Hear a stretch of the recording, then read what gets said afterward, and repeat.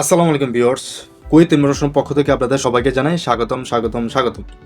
তো আজকে যে বিষয়টি নিয়ে আপনাদের সাথে কথা বলবো, টাইটেল এবং থাম্বনেল থেকে আশা করি বুঝে গেছেন যে কোন বিষয়টি নিয়ে আপনাদের সাথে আজকে আলোচনা করতে চাচ্ছি।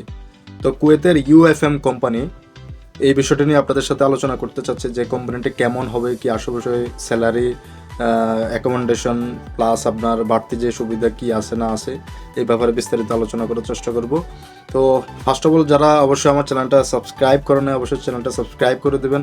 আর অবশ্যই আপনাদের জন্য ভিডিও মেক করি, তো প্লিজ অবশ্যই লাইক একটা তো দিতেই পারেন, প্লাস শেয়ার কমেন্ট অবশ্যই করতে পারেন, যে কোনো সুবিধা অসুবিধা জানাতে পারেন, ঠিক আছে। তো ফার্স্ট অফ অল আমরা বলি যে কুয়েত ইউএফএম কোম্পানি, এটা তো একটা শর্ট ফর্ম। এটার মিনিংটা কি? এটার মিনিংটা হচ্ছে ইউনাইটেড ফ্যাসিলিটি ম্যানেজমেন্ট একটা কোম্পানি।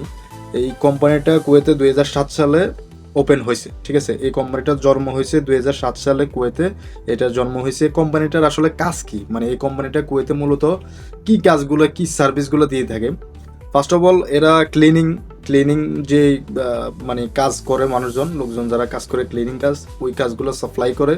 এমনকি সিকিউরিটি গার্ডের কাজও দিয়ে থাকে, সাপ্লাই দিয়ে থাকে। এমনকি এসি ম্যানেজমেন্ট, এসি মেকানিক, এমনকি বিল্ডিং ম্যানেজমেন্ট, বিল্ডিং মেকানিক, ঠিক আছে। মানে বিল্ডিংয়ে যে কাজগুলো, রাজমিস্ত্রি বা অন্যান্য যে ফ্যাসিলিটিগুলো থাকে কাজের, লোক সাপ্লাই দেওয়ার, ওই কাজগুলো তারা করে থাকে।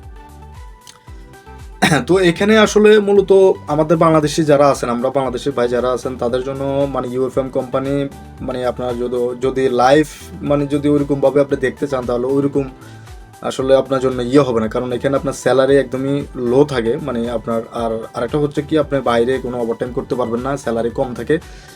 ক্লিনার যারা কাজ করে তাদের বেতন সর্বোচ্চ আপনার 110 দিনার থেকে আপনার 130-40 দিনার পর্যন্ত থাকে। আর যারা সিকিউরিটি গার্ড তাদের বেতন সর্বোচ্চ সর্বনিম্ন 130 থেকে 130 দিনার থেকে 170 দিনার পর্যন্ত। আর অন্যান্য ক্যাটাগরি যারা কাজ করেন এসি মেকানিক, তাদের বেতন একটু হাই থাকে, ঠিক আছে। তো আমরা বেশিরভাগই যারা ইউএফএম কোম্পানিতে আমরা বাংলাদেশি বাইরে আসেন, তাদের আসলে স্যালারি এখানে খুবই কম। তবে হ্যাঁ, এখানে প্লাস পয়েন্ট হচ্ছে কি, আপনার যে ম্যানেজমেন্ট, আপনার মানে অ্যাকোমোডেশন, আপনার থাকার, আবার ট্রান্সপোর্ট বা মেডিকেল যে ইয়েগুলো থাকে, ওগুলো তারা কিছু প্রোভাইড করে। তবে হ্যাঁ, রুম যেগুলো দিবে আপনাকে থাকার জন্য, আপনি শেয়ারিং রুম হিসেবে, মানে আপনাকে শেয়ার হিসেবে 4-5 জন 6 জন একসাথে, এমনও আছে আমি দেখছি আমার মানে কুয়েতে আমি দেখছি এমন 8 জন 9 জন 10 জন একসাথে এক রুমে থাকে, মানে উপরে করে, ঠিক আছে। তো এই আর কি আপনার ইউএফএম কোম্পানি আসলে মানে কাদের জন্য আর কি, মানে যারা আসলে সিকিউর একটা মনে করেন না, মানে অত সেভিংস করবেন না আপনি, মোটামুটি চলার মতো আপনার বিভিন্ন আপনার কি জানি বলে মানে রেগুলারিটি মেনটেন করার জন্য আপনি মূলত ইউএফএমে আসতে পারেন। আপনার থাকা খাওয়া তো আপনার সব যে কোনো কোম্পানিতে খাওয়া নিজে থাকে, তবে থাকার জন্য অবশ্যই তারা আপনাকে রুম প্রোভাইড করবে। আর আপনার মানে কি জানি বলে স্যালারিটা যেটা দিবে আর কি ওইটা, আর আপনার ট্রান্সপোর্ট প্রোভাইড করবে, ঠিক আছে। আপনাকে মানে ডিউটিতে যাওয়া আসার জন্য তারা বাস বা যেটাই হোক তারা প্রোভাইড করবে, ঠিক আছে। তো এই আর কি আসলে মূলত মানে ইউএফএম কোম্পানি আসলে আরও সুবিধা আছে কি এখানে, আপনার অনেকেরই আসলে মানে টিকিট দেয় প্লাস আপনার কি জানি বলে আপনার বাড়িতে গেলে যে একটা স্যালারি আপনার থাকে, মানে আপনার ছুটিতে গেলে যে স্যালারি অনেক কোম্পানিতে দেয় না, তারা কিন্তু ওই স্যালারিটা আপনাকে দিয়ে দেয় 2-3 মাস, আপনার 2 মাস 1 মাস যে কয়দিন ছুটি নেন, ওই ছুটি অনুযায়ী আপনাকে ওই টাইম অনুযায়ী আপনাকে স্যালারিটা দিয়ে দেওয়ার চেষ্টা করে তারা, ঠিক আছে।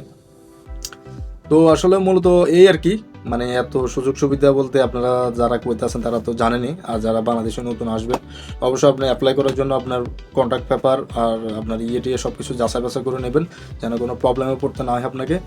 আর অবশ্যই কোনো ভালো বিশ্বস্ত এজেন্সির কারণে আপনারা আসতে পারেন। কিন্তু বাইরে যে ওয়ার্কাররা আছে তারা যে আসে, তাদের স্যালারি কিন্তু একটু হাই হয়, কারণ তারা এজেন্সি প্লাস একটু যে কন্ট্রাক্ট মানে কন্ট্রাক্ট অ্যাগ্রিমেন্ট, ওটা কিন্তু তাদের জন্য তো মানে লাগে না। তাদের হয়তো যেমন মিশরের লোকজন বা অন্যান্য যে লোকজন আছে, তাদের স্যালারি একটু হাই থাকে। কিন্তু আমরা বাংলাদেশিরা আসলে সব জায়গায় অবহেলিত, আমাদের বেতন সব জায়গায় কম থাকে। তো কিছু করার নাই, আমরা গরিব রাষ্ট্রের দেশের মানুষ, কাজ করে খেতে হবে, মানুষ কি করবে, চলেই আসে।